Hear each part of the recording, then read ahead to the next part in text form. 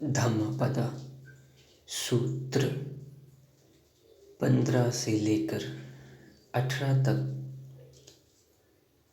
के जो शब्द हैं बुद्ध के, वो एक ही तरफ इंगित करते हैं, इशारा करते हैं। बुद्ध कहते हैं जो भी व्यक्ति पाप के कामों से जुड़ता है, उनको करता है और जिसकी वजह से जीवों की हानि होती है, उस व्यक्ति को इस जीवन के साथ साथ आने वाले जीवनों में भी दुख ही दुख झेलना होता है। आने वाले जीवन को देख पाने की क्षमता हम में नहीं है, तो हम इस जीवन की बात करते हैं। हर वो व्यक्ति जो पाप के कामों से जुड़ता है, पाप के काम क्या हुए? शरीर से, अपनी वाणी से और अपने मन से ऐसा काम किया जिससे किसी जीव को दुख हो, कष्ट हो, पीड़ा हो और वो हमारी वजह से गलत रास्ते पे चला जाए, भटक जाए। ये पाप के कामों में आते हैं। इनसे क्या होता है? बुद्ध कहते हैं इनसे उस व्यक्ति को अपने जीवन में बहुत से कष्ट, दुख, संताप उठाने होते हैं। अब ये बात बड़ी दार्शनिक सी दिखती है, समझ में बहुत कम आता है, क्योंकि हमारे चारों तरफ इतनी चकाचौंध है, इतनी बातें हैं, इतने लोग हैं कि इन बातों का कोई महत्व ही नहीं है। न मीडिया इन बातों की बात करती है, न फिल्में इन बातों की बात करती है, न तुम्हारा पड़ोसी इन बातों की बात करता है, न तुम्हारे दोस्त रिश्तेदार इन बातों की बात करते हैं।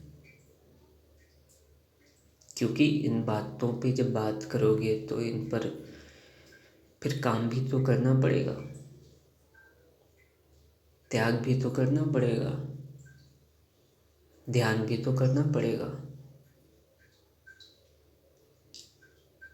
बहुत आसान होता है किसी भी व्यक्ति को कह देना कि तुम चोर हो, या किसी ने बलात्कार किया है, किसी ने खून किया है, या और भी दुनिया के जितने भी कुकर्म होते हैं, गलत काम होते हैं, क्योंकि प्रत्यक्ष रूप से दिखते हैं तो आसानी होती है कि कह देना कि ये गलत है। लेकिन हम ये नहीं देख पाते कि संप्रदाय के नाम पे जो हमें लड़वाते हैं, भड़काते हैं, वो किस श्रेणी में आते हैं। फिल्मों में, मीडिया में, इंटरनेट में आप देखो तो वहाँ पे अधिकांश चीज़ें अश्लील ही होती हैं। वहाँ पे बातें बहुत दो कौड़ी की, भोग और विलासिता की ही होती हैं। एक व्यक्ति जो अपने काम में सघन लग्न है, लगा हुआ है, और उसने सोशल मीडिया के प्लेटफॉर्म में ऐसी तस्वीरें देख ली, ऐसी वीडियोस देख ली जो कि संभोग को जन्म देती हैं, तो अब कैसे वो अपना काम कर पाएगा? इसका जिम्मेदार कौन हुआ?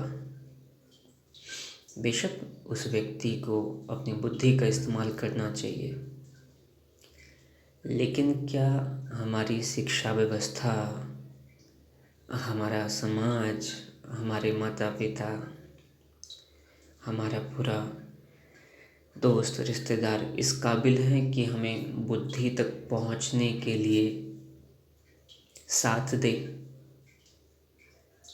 क्योंकि अगर ध्यान से देखो तो सब जगह बुद्धि का, विवेक का हनन ही किया जा रहा है।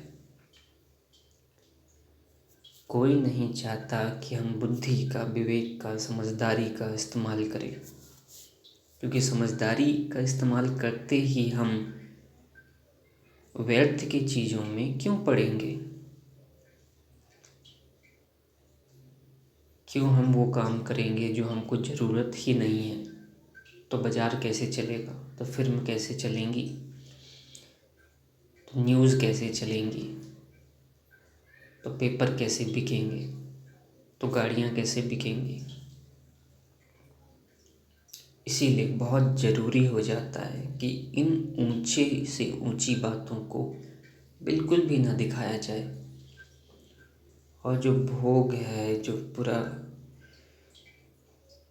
कि खरीदो खरीदो, देखो देखो, इसमें खुशी मिलेगी, इसमें मज़ा मिलेगा, वो परोसा जा रहा है। और जब वो परोसा जाता है तो मन मैला होता है। और जब मन मैला होता है तो इंसान डरा हुआ होता है। और जब डरा हुआ होता है तो जो समाज के कुछ लीडर्स होते हैं, कुछ बड़े बड़े ओहदों पे पहुँचे हुए लोग होते हैं, उनको आसानी होती है कि वो हमारे मनों पे कब्जा कर सकें, हमको भटका सकें। इन सूत्रों को मनन करो, चिंतन करो, जीवन में उतारो, जन जन तक पहुँचाओ, बच्चों बच्चों तक पहुँचाओ। क्योंकि जितनी जल्दी ये शिक्षाएं बच्चों तक पहुँचेंगी, बड़ों तक पहुँचेंगी, युवाओं तक पहुँचेंगी, वो अपना जीवन बेहतर बनाने लग जाएंगे। एक ऐसा जीवन जो निर्भीकता में जिया जा सके, ऐसा जीवन जो सत्य के साथ जिया जा सके, जिसमें किसी की हानि ना हो, किसी को दुख ना हो, किसी को कष्ट ना हो, किसी को पीड़ा ना हो। क्योंकि हर एक भोग, हर एक ऐसा काम जिसमें स्वार्थ जुड़ा हुआ है, उसमें हिंसा होती ही होती है। ऐसा हो नहीं सकता कि हम अपने भोग की इच्छा पूर्ति करते जाएं और किसी का अहित ना हो। बहुत अच्छे सूत्र हैं एक आध्यात्मिक क्षेत्र की शुरुआत के लिए, एक अच्छे जीवन की शुरुआत के लिए, मन की सफाई के लिए बहुत महत्वपूर्ण सूत्र हैं।